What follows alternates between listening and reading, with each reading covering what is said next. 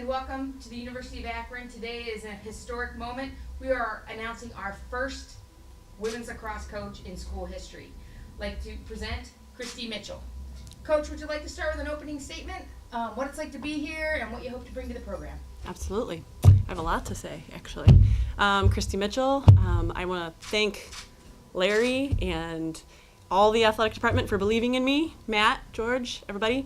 I'm nothing but excited and proud of this opportunity. I'm from Akron. I grew up at Hudson.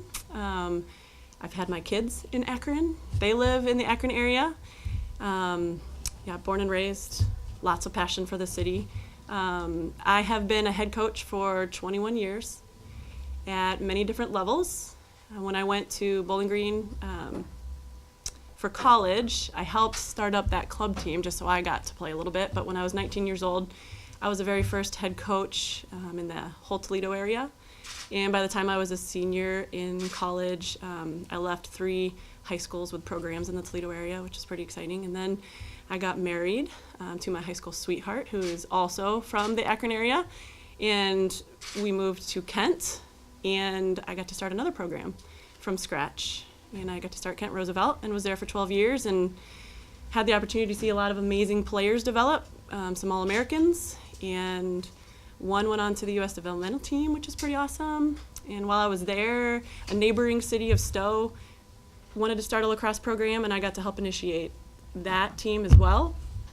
So pretty crazy to think, because when I was in high school, I think there was maybe 20 high schools that had lacrosse in Ohio, and now there's 126, 127, and universities are popping up everywhere. It's just a very fun time to be a part of it.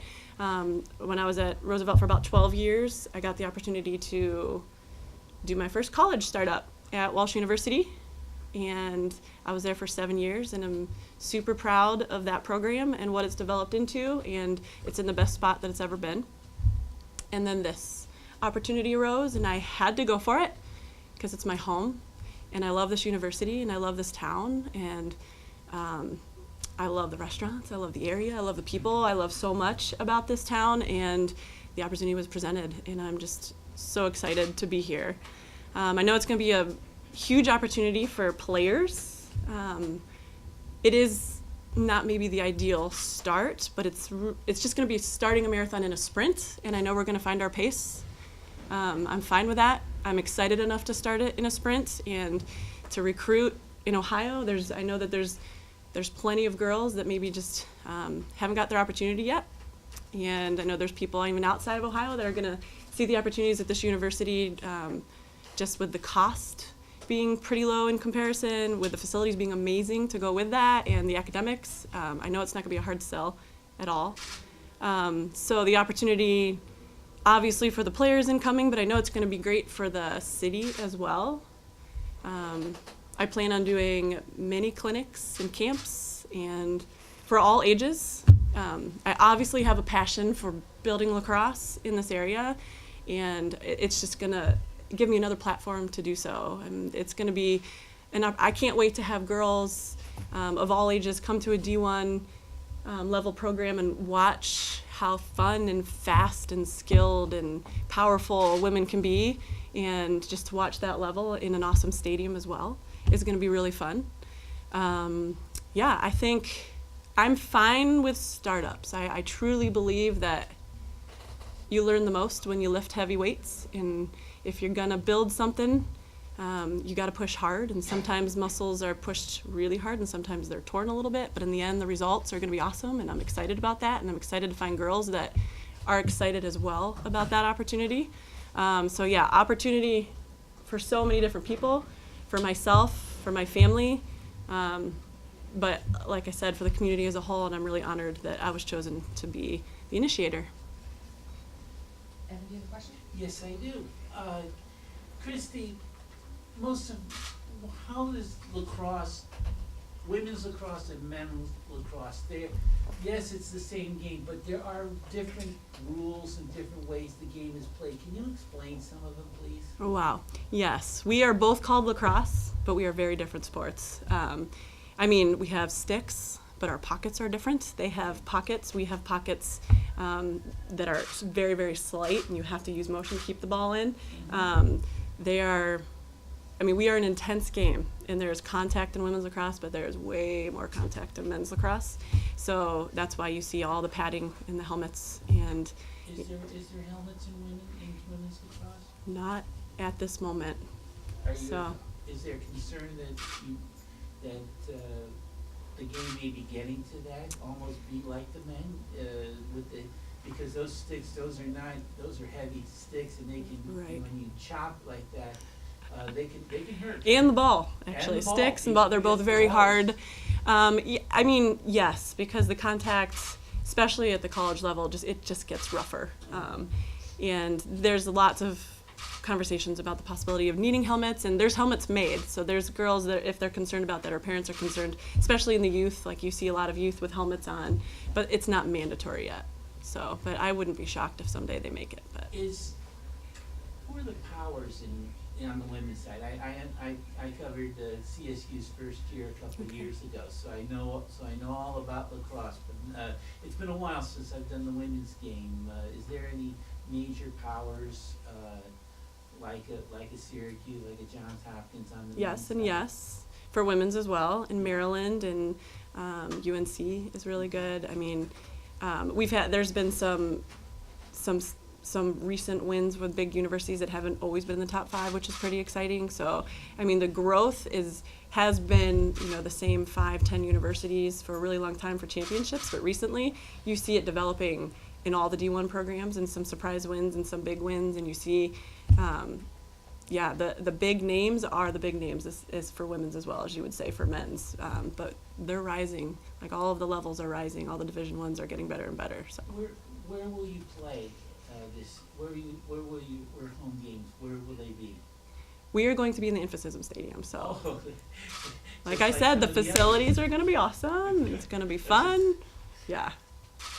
You've sort of laid out a lot of the programs that you helped start up.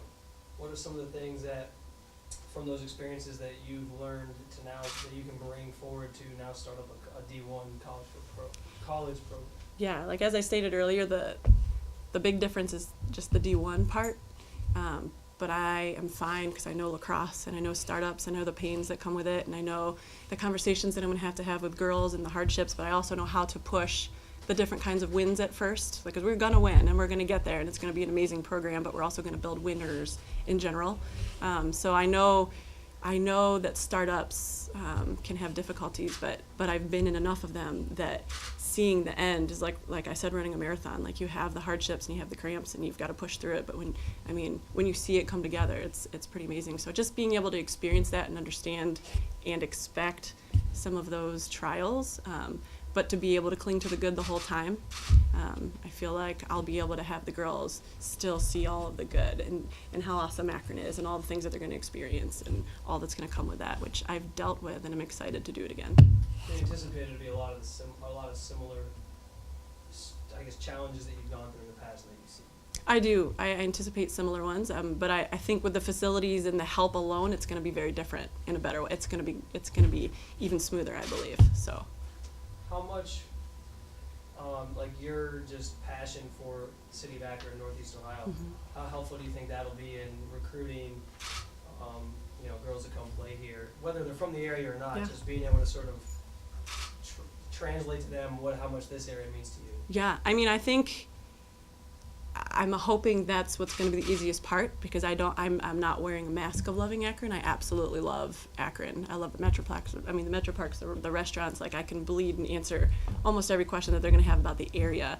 At where I was before, I could with Canton.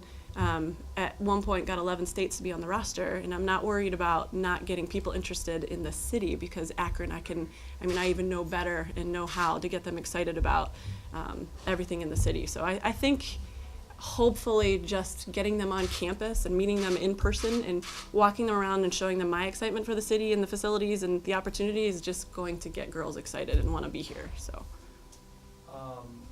sort of along the same lines of recruiting, what is your sort of mindset and strategy going into it? Because you have a year sort of turn this thing around pretty quickly. You're obviously other teams have already started the recruiting process. So you're a little behind the 8 ball there. You're a startup. What is your sort of how do you get the message out, and how do you go about that? Where's your mindset at with that? Yeah, I mean, that's why I said I feel like we're starting a marathon and a sprint here, but of course my wheels have been turning, and I think what's going to help me the most is all of my connections in Ohio and the lacrosse world, just because I have been rooted in the lacrosse world for 21 years and know a lot of the high school coaches in Ohio. I know a lot of the club coaches, not even just in Ohio, but in surrounding states, and I'm just going to go right to my resources and spread the excitement, hopefully, and just try to go as fast as possible to get them here. Will you be out and about watching games and watching young ladies and try and bring them to a new program? Absolutely. That's what my spring will be this year. It'll be my first spring not actually coaching in 21 years, which will be strange, but I will be at many, many lacrosse games for sure. So yes. Coach, I know this is your first week. What do you look at your first 100 days? What do you hope to accomplish? Pretty much just that. Like my first 100 days, I mean, I've got to learn a lot. I understand that. I need to get the word out. Like, this is exciting, step one. People are seeing this. And then I'm going to do what I just told you and start making those connections, which I've already got to do a few of them, just because there is many people in Ohio that I've yet to call that I'm excited to talk to, and others in other club teams as well. Finding the right people to do this with me, because I am going to have some assistance, and I'm not going to do that rashly. Like, I'm going to make sure that it's the right people and the right fit, that we're going to work well together, and we're going to do this right, even though it is a fast startup. So pouring into that, and yeah. The first 100 days will go fast, I'm sure. Have any more questions? I just wanted to ask, can I ask one thing away from your appointment? Do you have any thoughts on Coach Art coming in just to be with the football program? He'll be introduced on Monday? Yeah, I mean, I'm nothing but excited to meet all of these coaches, and I mean, to be side by side with big names and people that I'm going to get to learn from, and seeing that announced yesterday was pretty exciting. So yes, I think this is a really good time. I mean, lucky on my part to be Zip and to be a part of all this newness. So I'm very excited about that. Yes.